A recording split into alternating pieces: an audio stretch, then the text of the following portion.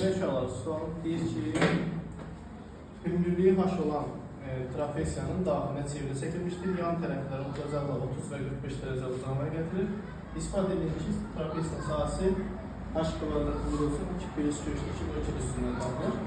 Demək olar, burada diqqət etsək, burada düzbucağa diqqət edin. 30 dərəcə bucaq qarşısına duran katetin hipotenuzun yarısı. Burada yan tərəfin biri bu katetin hipotenuzudur.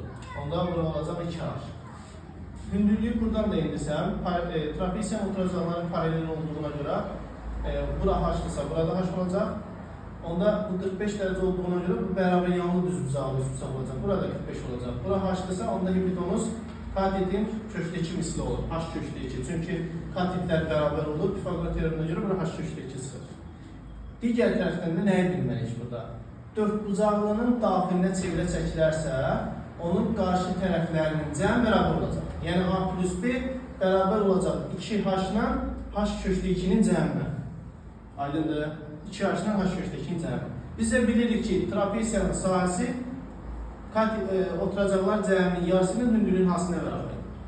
Gətirib A plus B-nin yerinə öz qiymətini yazsaq, onda S bərabər olacaq 2H plus H köşdə 2 bölü 2 bölü H. Buradan da H-ı çıxarsaq mötərizə xaricinə, çöldəki H-a vursaq, H vuraş eləyəcək H-ın kvadratı, yerdə də qalacaq 2 plus kök altındakı bölünsün 2.